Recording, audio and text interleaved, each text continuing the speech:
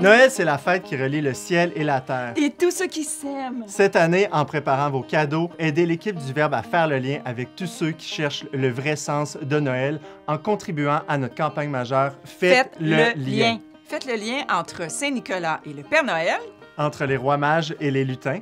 entre l'enfant Jésus et les couches de bébés. Bref, faites le lien avec nous entre le Verbe de Dieu et le monde d'aujourd'hui. En plus, jusqu'au 31 décembre, chaque don à notre campagne sera doublé grâce à un jumelage. Merci à tous ceux et celles qui ont déjà donné et à ceux qui le feront. Joyeuse fête de la Nativité! La crise des opioïdes frappe l'ensemble des grandes villes nord-américaines et... Voyons. Continue, Antoine. Ouais, on t'écoute. Et si les impacts sont spécialement élevés dans l'Ouest canadien, malheureusement, Montréal compte aussi par surdose, les surdoses par dizaines. En ligne de front dans ce combat, des organismes œuvrent auprès des itinérants. Parmi ceux-ci, l'abbé Claude Paradis, curé de la paroisse, hein, je mets des guillemets, Notre-Dame-de-la-Rue. Oui. C'est comme une paroisse. Oui, une grosse paroisse. Une grosse paroisse. Alors, l'abbé Claude Paradis est avec nous aujourd'hui. Bonjour, l'abbé Claude. Bonjour. Je commence justement en abordant la crise des opioïdes parce que vous êtes venu avec une trousse. Oui, du naloxone Ouais. qu'on peut se procurer dans toutes les pharmacies et c'est gratuit. Alors, c'est très simple. Ça consiste en un vaporisateur nasal et on a 2 doses. Chaque contenant a 2 doses. Mm-hmm. Alors, c'est juste dans la narine. On fait tout simplement qu'appuyer. Et si le fentanyl cause un arrêt respiratoire. Et ça, si c'est pris en temps, il recommence à respirer. Ah ouais. Alors, cette année, au Québec, avec cette trousse-là, on a réanimé 485 personnes pour l'année. Et des surdoses par jour. Il y a une moyenne de 11,2 jeunes qui décèdent de surdose par jour au Québec. C'est immense. Hein? C'est immense. Moi, je connais pas beaucoup les drogues. Le Oui. fentanyl, c'est comme OK. une nouvelle drogue, ça? Non, c'est que, exemple, ils vont prendre de la cocaïne et pour que ça leur coûte moins cher, le fentanyl, c'est fabriqué dans des laboratoires clandestins. Alors, ils rajoutent ça avec la cocaïne. Alors, ça leur coûte moins cher en cocaïne et ils vendent ça au même prix, mais ça leur coûte presque rien. Sauf que le fentanyl amène un arrêt respiratoire. Et le vendeur ne sait pas la dose qu'il a, lui, lorsqu'il la vend. Et l'utilisateur ne sait pas, lui non plus, là, combien. Il peut prendre la même dose que d'habitude, il peut s'injecter la même dose, mais il y a plus de fentanyl dans la dose qu'il vient d'acheter. Et là, il fait un arrêt respiratoire. Ah ouais. Alors, dans ça, il y a des masques, il y a des gants, et vous avez aussi là, ces contenants là, qu'on se sert. James. Il y a toujours, on peut le dire, là, il y a toujours un certain danger à consommer de la drogue, mais aujourd'hui, c'est vraiment rendu un coup de dé, hein, consommer de la Tout drogue. à Il y a fait. encore plus. Tout là. à fait. Ah oui, oui, c'est une chance sur 2, 3. On ne sait pas qu'est-ce qu'il peut avoir. Là. Il y a toutes sortes de choses là, qui provoquent des schizophrénies, de toutes sortes en santé mentale. C'est aberrant. Alors ça, c'est le genre de situation que vous rencontrez assez régulièrement dans la rue. Fréquemment. Peut-être pour les gens qui ne connaissent pas ce que c'est que Notre-Dame-de-la-Rue, ça part d'où cette idée-là? Qu'est-ce que vous faites? C'est un organisme que j'ai fondé. Ça fait déjà depuis 2013 sous ce nom-là. Moi, je ne suis pas un travailleur social, je ne suis pas un travailleur de rue, j'ai rien contre, là. Je suis un prêtre. Alors, nous, c'est une présence d'église dans la rue. Alors, c'est pas la même approche. Moi, j'y vais pour annoncer Jésus-Christ aussi. Et ça fait partie de ça, là aussi, là, je me donne ça comme mission. Parce que malheureusement, lorsqu'il y a des décès dans la rue, c'est moi qui fais des funérailles. Cette année, exemple, des gens qui sont décédés, qui n'ont pas été réclamés par personne, jeunes, moins jeunes, personnes âgées dans des résidences, dans des centres d'accueil. Alors, j'en ai eu pour Montréal, là, de janvier en septembre. C'est juste quelques mois, là, ça. Là. Alors, j'ai eu 175 décès non réclamés, juste Montréal, de tout âge. Alors, je me dois J'appelle ça une célébration de la vie à cause du respect de la personne. Chaque personne est une histoire sacrée. Alors, je me dois de faire ça là, chaque mois de septembre. Ça fait plusieurs années que je fais ça. Et vous, comment vous êtes atterri dans la rue? Comment vous avez abouti là? Moi, je suis un ancien consommateur, drogue, boisson. J'ai même eu la permission de Jean-Paul II pour célébrer avec du jus de raisin. Je suis alcoolique, alors je ne peux pas prendre de vin. Pourquoi la rue? Hein? Moi, je pensais, quand j'étais au séminaire, d'aller dans une petite paroisse tranquille, me bercer sur la galerie, faire quelques funérailles ici et là. Là, je fais un ministère, c'est presque 24 heures sur 24, 7 jours. C'est un jeune de la rue, Olivier. Dans ce temps-là, je travaillais avec Pops, un prêtre. Ouais. Et j'étais son adjoint. Et Olivier fréquentait la rue là. Alors, Olivier, cancer, fin de vie, il est à l'hôpital. Alors, il me demande d'aller à son chevet. Alors, je m'en vais le voir. Il faut savoir qu'Olivier, à 18 ans, il avait fait, je ne sais pas, 7-8 familles d'accueil. Alors, il avait été trimballé partout. Alors, il me dit comme ça, là. Moi, il n'y a jamais personne qui m'a regardé vivre. Voudrais-tu me regarder mourir? Alors, je suis resté là. On a préparé les funérailles ensemble. Et là, il m'a dit, là, tu m'aides, mais qui va aider tous les autres qui sont dans la rue? Alors là, il venait de me donner ma mission. J'avais la vocation d'être prêtre, mais pour quelle mission?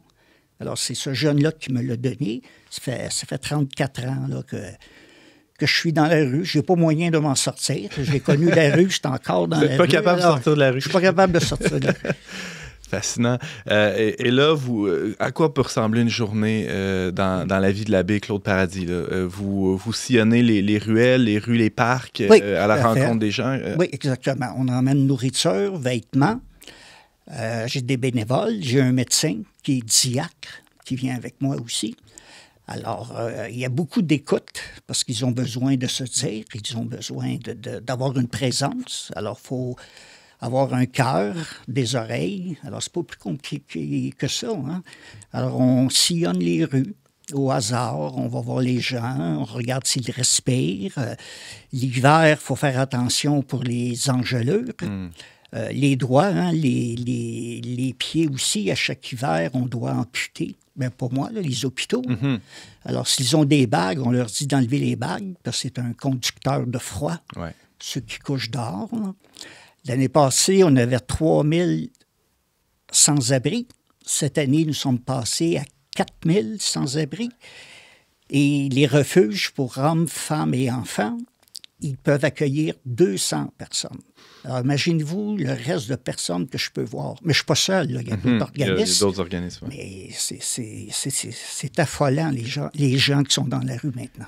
À quoi ressemble... C'est quoi le visage de l'itinérance aujourd'hui à Montréal? Et est-ce que ça a évolué dans les dernières années? Vous dites que vous êtes là depuis une trentaine d'années. Ça a dû changer quand même. Beaucoup plus jeunes. Ah ouais. Beaucoup en santé mentale. Comme nos plus jeunes ont 14-15 ans. Personne la plus âgée, c'est Mme Cécile, qui a 96 ans et 4 mois. Et elle y tient à ses 4 mois. Alors, elle marche dans les rues de Montréal durant toute la semaine pour aller aux soupes populaires. Et alors, ça varie de ça, là, 14-15 jusqu'à 96 ans, à peu près. Alors, on sillonne ça, là. Pourquoi, selon vous, un jeune c'est quoi la raison profonde pourquoi il commence à prendre des drogues dures? Souvent, ils ont été trimballés, là, je dirais, là, d'une famille à l'autre. Des familles d'accueil. Des familles d'accueil. Ouais. Souvent, ils sortent de centre jeunesse. À 18 ans, on leur dit, bien là, t'es majeur, alors tu te débrouilles. Sauf qu'ils n'ont pas d'éducation, pas d'argent. Alors, ils se retrouvent les deux pieds sur le trottoir à 18 ans. S'ils vont, je nommerai pas le parc, là, mais s'ils vont dans un tel parc, le crime organisé est là, puis là, il leur propose tout de suite de vendre de la drogue pour qu'ils puissent se faire de l'argent. Alors, si tu n'as pas de travail, tu ne peux pas prendre d'appartement. Pas d'appartement, tu n'as pas de chèque. Alors, tu es forcé à vivre dans la rue. Alors, et les jeunes, à cause de leur vécu, commencent sur la drogue dure maintenant, oui. Et c'est très rapide, là. Je disais en introduction, l'abbé Claude Paradis, que vous avez eu une bonne tape dans le dos dernièrement. Oui, vous avez oui. rencontré quelqu'un de spécial qui vous a encouragé dans ce ministère-là. C'est le pape François en personne. Oui. Racontez-nous comment ça s'est passé. Ah, c'est toute une histoire, ça. La télé franco-allemande a fait un reportage sur moi et qui a intrigué le Vatican. Alors, le Saint-Père a demandé à son journaliste en chef de la francophonie d'entrer en contact avec moi.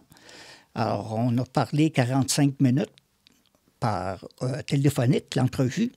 Et là, il a fait un reportage dans l'Observatore Romano que le pape a lu. C'est le journal du Vatican, le journal officiel. Du Vatican, c'est ça, c'est le journal officiel du Vatican. Alors, après cette lecture-là, le Saint-Père a demandé à me rencontrer. Il faut le faire, hein, tu sais. Il me semble que je ne suis pas grand-chose. Le pape te demande. Lorsque le cardinal Moi, ça ne m'est jamais arrivé, par exemple. Vous, les gars, non? Moi, pas encore. Non, j'attends encore l'appel. Ça fait au moins 30 ans que je connais le cardinal Lacroix, puis il m'annonce ça. Hey, tu me niaises, oh, le pape veut me voir. Je ne le croyais pas. Je le connais très bien, le cardinal Lacroix. Mais c'était vrai. Alors, je l'ai rencontré à Québec, dehors, et on a parlé. Premièrement, il est arrivé. Habituellement, les papes arrivent en grosse limousine. Lui, il est arrivé en petite Fiat. Il a eu de la difficulté à sortir de la Fiat. Le cardinal Lacroix est assis à l'arrière, que lui aussi, il a eu de la difficulté à sortir. Ça faisait un drôle d'image, là. Alors, le pape, il s'est assis dans son fauteuil. Je me suis approché vers lui. J'ai fait une génuflexion. Et là, il m'a pris par les coudes pour me relever. Alors, on a parlé de la rue, parce que lui, il faisait ça aussi dans son pays. En Argentine. Oui. Alors là, je lui ai dit qu'à Montréal, on avait beaucoup de Premières Nations. Alors là, ça sonnait des cloches et il était ici pour ça. Alors, il s'est informé beaucoup. Durant son voyage cet été. Alors, il s'est informé beaucoup, comment ça se passait, qu'est-ce que je faisais, bon. Et il m'a dit en français, il m'a dit, vous êtes un enfant de l'Église, continuez à acclamer, continuez à prononcer la parole de Jésus-Christ en acte. En acte, pas en parole, là, en acte. Et il m'a donné la permission de faire des confirmations par les gens de la rue, pénitenciers, tout ça, là, et de donner des bénédictions apostoliques aussi. Il m'a donné cette possibilité-là. Là, il m'a béni, et il a béni par l'entremise, il a béni tous les jeunes de la rue. Alors, ça donne un second souffle, hein, tu sais, quand le pape te dit ça, là, c'est l'Église là, qui te confirme là, dans ton ministère. Là, c'est vraiment grand. Là, oui. Vous parlez d'un second souffle. Est-ce que ça vous arrive, justement, quelquefois, d'être découragé par la situation, là? Des fois, je dis, je fais un métier dans la désespérance, là, presque. Ouais. Mais non, je me donne beaucoup de temps de prière. Si je veux aller annoncer Dieu dans la rue, il faut que je le possède moi-même. Alors, je fais de l'adoration avant d'aller dans la rue. Je prie durant ma journée. Et là, je pars, je vais dans la rue. Des fois, les gens me disent, « comment tu fais? Ça fait 34 ans. Comment tu fais ça? » Je vais vous avouer quelque chose aujourd'hui que j'ai rarement dit, c'est que c'est égoïste de ma part. Je suis pas bon, je suis égoïste. Quand j'arrive chez moi, je suis tellement comblé par l'amour de ces jeunes-là qu'ils me donnent. C'est égoïste, mon affaire. Alors, dites pas que je suis bon, que je suis ci. Je suis égoïste, point.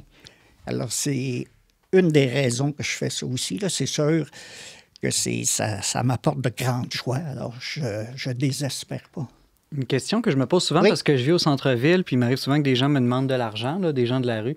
C'est quoi la meilleure chose à faire, la meilleure attitude? Est-ce que c'est de leur en donner, même si on pense qu'ils vont l'utiliser pour s'acheter de la drogue? Des fois, je me dis juste au moins de leur sourire. Oui. Peut-être c'est moi aussi qui est égoïste, qui ne veut pas leur donner de l'argent. non. Moi, c'est très rare que je vais donner de l'argent. Je les invite avec moi au restaurant. S'ils me demandent de l'argent et que je leur en donne, Après ça, ce qu'ils font avec, ça ne me regarde plus. Je me retire. Moi, j'ai donné. Alors, c'est eux dans leur pleine conscience, là. Mais c'est très rare que j'en donne. Mais ce que vous dites, de leur sourire, ce qui est important le plus, c'est de leur demander leur prénom. Parce que dès qu'ils se nomment, ils deviennent tout à coup quelqu'un. Et ça, c'est important. Wow. Mais en plus, aujourd'hui, c'est de plus en plus rare qu'on traîne de l'argent liquide sur nous. Est-ce que ça doit causer un problème pour eux? Énormément. Lorsqu'ils quittent, ils ont de moins en moins d'argent. On a tous des cartes. Et quand c'était la pandémie, ils recevaient de l'argent, mais ils ne pouvaient pas aller à l'épicerie acheter des choses parce que les épiciers ne prenaient pas l'argent comptant. Il fallait payer par carte. Alors, même s'ils avaient d'argent, ils ne pouvaient pas se nourrir pareil. C'est un peu fou, hein? Mais c'était ça. C'était comme ça. Peut-être le plus simple, ça serait que tu donnes ta carte de crédit. C'est ça, simplement. All-in. Il nous reste 2 petites minutes, l'abbé Claude Paradis.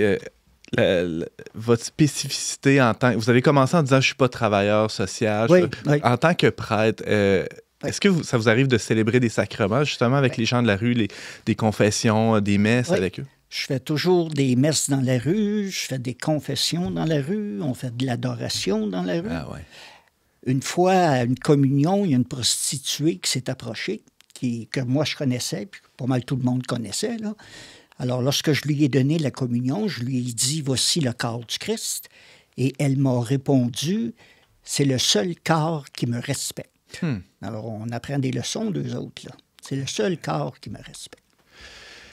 Wow. L'abbé Claude Paradis, on peut lire le reportage qui avait été fait il y a quelques années par notre collègue Yves Casgrain. Ça s'appelle « Le dealer d'espérance ». Sur le web, ça s'intitule « Je suis prêtre et toxicomane ». On peut voir ça sur leverbe.com ou dans la version papier, aussi dans le numéro spécial sur les prêtres. Merci infiniment d'avoir été avec nous aujourd'hui.